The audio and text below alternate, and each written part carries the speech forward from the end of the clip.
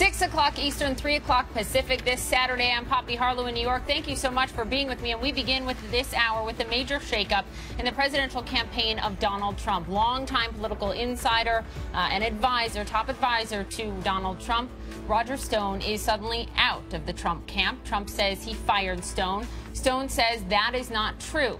He tweeted, "Sorry at real Donald Trump. Didn't fire me. I fired Trump.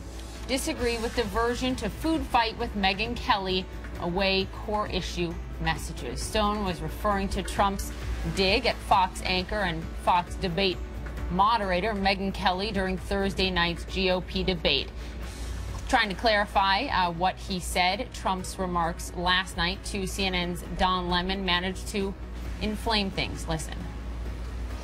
So I have, she gets out and she starts asking me all sorts of ridiculous questions. And, you could see there was blood coming out of her eyes, blood coming out of her wherever. But she was, in my opinion, she was off base.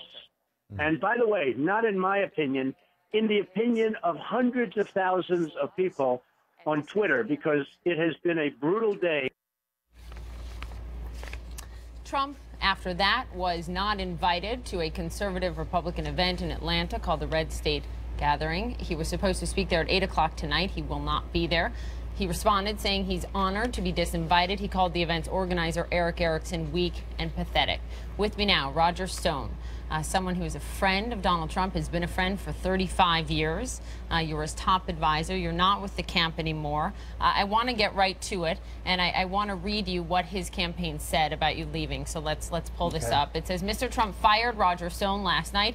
We have a tremendously successful campaign, and Roger wanted to use the campaign for his own personal publicity. He has had a number of articles about him recently, and Mr. Trump wants to keep the focus of the campaign on how to make America great again."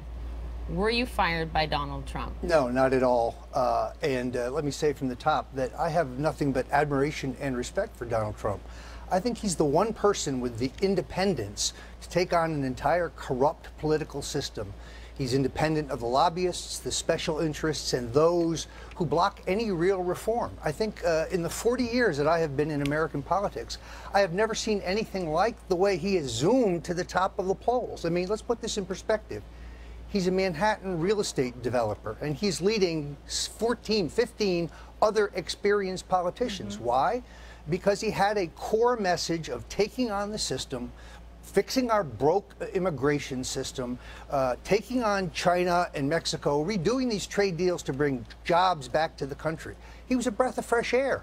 I resigned largely because I thought I was having no impact, and the campaign has been diverted from those big picture issues that have catapulted Trump to the #1 position in the polls, which I thought was counterproductive. Can you take us into what happened behind closed doors? The camp says you were fired. You say, "I was not fired, I resigned." When exactly did it happen?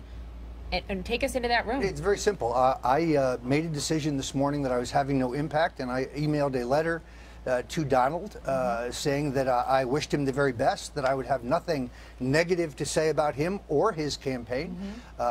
When you're in a campaign, you're in a situation where you have a lot of confidential information, and I have no intention of talking about internal campaign deliberations or who said what to whom.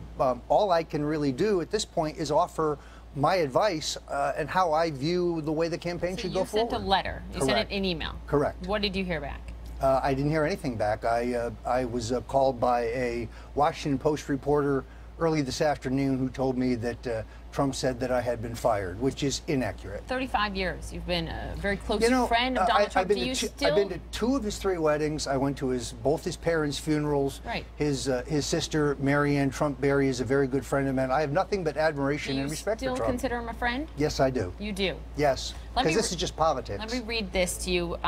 This is a transcript published today in Politico of what they were told happened. Okay, yes. I'm going to leave out the expletives in yes. here. Stone, you saying, "Donald, stop with the Megyn Kelly bleep. It's crazy. It's killing us." Trump, "What do you mean? I won the debate. People loved it." You didn't win the debate. Trump, yes, I did. Look at the polling. Look at Drudge. You, the Drudge Report poll isn't a scientific poll. You won't give me the money to pay for a scientific poll and you're off message. Trump, there are other polls. You, those are BS polls, Donald. They're not scientific polls. We need to run a professional campaign and talk about what people care about. Trump, we're winning. Is this accurate? Obviously, I do not take rhetoric my phone calls. Somebody might. Okay. But I not think word for word. Is that true? I think that's a pretty accurate reflection of my views. Now, I am not going to kiss and tell about my advice to Donald, and my conversations with him are between he and I. But I think that's a fairly accurate reflection of my view. I would submit that we should wait a few days and see some scientifically based non-online polls and see how the Republican race has been affected. The question of a third-party candidacy, I think, is a very important one and problematic with Republican voters. So I want to get to that in 1 second, All but right. I want to ask you, you said I will not sort of disrespect my friendship with Donald Trump Correct. by telling you exactly verbatim what I said. Do you think Trump will honor that as well, that he won't say publicly to the media what the two of you talked about and how that conversation went? That's a question you'd have to direct to Mr. Trump. I can't tell you what he would do. We've invited him to call in, so Mr. Trump, if you're watching, please do call in, but he will be on State of the Union with our Jake Tapper tomorrow morning at 9 a.m. Third party, you saw him raise his hand first few seconds of the debate on Thursday night. Yes. Do you believe that Donald Trump, if he runs as an independent in a third party, can he win? Let me say two things. First of all, the New York Times reported roughly 2 weeks ago, Maggie Haberman, that three of the leading candidates, that would have to be Walker, Bush, and Marco Rubio, and their campaigns were in secret talks to boycott the Fox debate if Trump were included. In 15 states, the Republican bosses can keep Donald Trump off the ballot with the stroke of a pen. So in all honesty, if he is not treated fairly by the Republican Party, if he's not given a level playing field, then he should preserve the option of running third party. Now, at the same time, I know Donald Trump doesn't want to do anything that might distract from the defeat of Hillary Clinton, because we don't need a third term of Barack Obama. So that question was designed to derail his campaign. But I think that it's important to put his response in some context. But everyone saw what happened in 1992. He knows that if he runs as a third party, it could help Hillary Clinton. And he raised his hand. But why would he not preserve his option and make sure he's given a fair shot at the Republican Party? The Republican Party establishment ought to think more about that. Let me tell you what would happen if you had a three-way race. The Democrats would win. Trump would be a strong second, and the Republican Party would run third, just like 1912. Let me ask you this. Twofold question. What should voters be excited about in a Donald Trump presidency if we were to see it? And what should they be worried about? Well, first of all, I think you look at independence. Look, the political system is broken.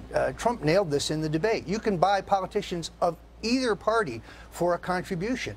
The special interests, the lobbyists, the billionaires, they're calling the shots. Look, all Are you saying a Trump president would change that? He would be completely independent. You can't buy Donald Trump. Donald Trump is worth $10 billion.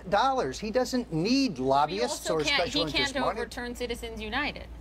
No, he can't, but if he were president of the United States, he would have the independence to bring real reform to our economic system. Tax reform? Yes, across the board. You need a president who is a leader and independent of the political ruling class. So what should they worry about?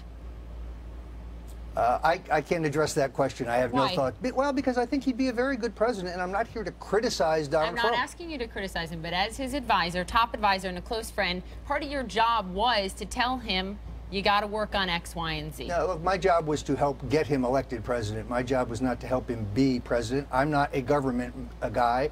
I'm a veteran of 8 national presidential campaigns.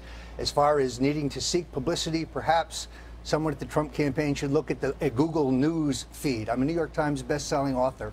I certainly don't need my friend Donald Trump to get positive publicity. We were told, and some have said, that there were two or are two camps within the Trump campaign.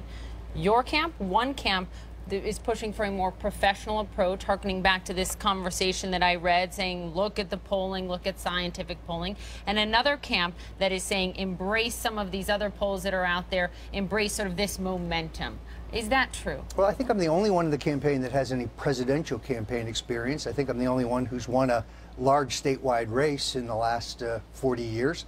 At the same time, in many ways, I'm in favor of letting Trump be Trump as far as the big picture issues. In other words, Donald Trump is the one who identified trade and the inequity of our trade with China. Does anyone think that the United States Senate would be thinking about doing away with sanctuary cities if Trump himself hadn't elevated the illegal immigrant issue in the country? You said that you told my colleague here, CNN, you were distraught at the campaign diversion from the issues and at his, quote, food fight with Megyn Kelly. That's my opinion, yes. Do you think that his comments to Megyn Kelly on stage at the debate on Thursday night and his comments about her last night to my Don Lemon were warranted, were fair, were presidential? I'm not going to characterize them. I just think that they are counterproductive in terms of getting elected, which is the business that I am in. Do you think that they are offensive? They will be offensive to some people. They will not be offensive to others. The point is that presidency and American elections are decided on big picture issues. We have an Iranian deal that could conflagrate this country, and we're going to debate about what is and is not politically correct, or exchange personal insults. You know, that's not the Trump I know. Trump is much bigger than that. And that's what we saw. Yet that's what we saw Trump tweeting about after the debate. Yes, and I would have to call myself disappointed. Take me into the debate prep. Well, here's the great thing about Donald Trump. Donald Trump is not programmed. He is not handled. He is not scripted. But did you prepare for the debate with him? I wrote him memos for his consumption and decision. And he makes those decisions. He's not like these politicians who take a poll and then tailor their position to be the most popular. He doesn't do practices with stand-ins. That's not Trump. What you see is what you get. And when he articulates the big picture issues, it shows what happens. He went to the top of every poll. That is what I was hoping for. But no one puts words in Trump's mouth, including me. Did you practice? Did any debate practice? No, that's not Trump's style. Oh, and he's a voracious reader. Yep. He understands the issues facing the country. This is a very, very smart man. Isn't it time to have a president who is smart? He graduated at the top of his class at Wharton. He knows the challenges facing the country. Did you quit, as you say? The Trump camp says you were fired. Honestly, that doesn't matter, right? But what matters is the future of this country. Did you quit because of what Donald Trump said to Don Lemon last night, specifically about Megyn Kelly and bleeding? No, I quit because the campaign was headed in a direction that I felt I was having no impact. I would like to see the campaign return to the big issue, the big picture issues. So speaking about impact, one of our viewers on Twitter wrote in and they asked, what did you find was the most effective way to provide Donald Trump feedback? Look, he has always been very accessible, and he's a reader. If you want Donald Trump to consider something, write it out in a reasonable form. Don't hand him 40 pages because he's not going to read 40 pages. By the way, either would I. But he's a quick study. He's very good at retaining information, and he's a superstar. It's why he's a real contender in this race. Will you work for another campaign? No, absolutely not. No way? Has anyone called on you? Yes, but I have no intention of doing that. And if he's on the ballot in the Florida primary, well, actually, I'm not a registered Republican. I'm a libertarian. But if I had the opportunity to vote for him in the primaries, I would. Would you possibly rejoin the Trump camp? I don't think I'll be asked. But if you were? Most likely not under the current setup. Look, Trump is going to be the master of his own campaign, and I respect that. And I'm not going to be out there trying to distract from what they're doing, because I still think he is the right man to make America great again. Is this definitely, some have been saying, is this definitely a real split? You say you're still good friends. It sounds like you still want him to be the next president. I do. Some are saying is this at all for publicity? No, it's not for publicity. It's an honest disagreement, and that's all it is. And frankly, I don't want to be a distraction either.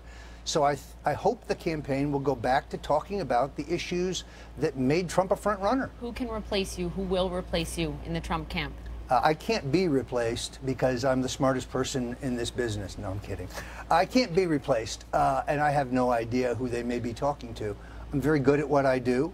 and I'm proud to have played a role in the launch of a campaign that is already historic.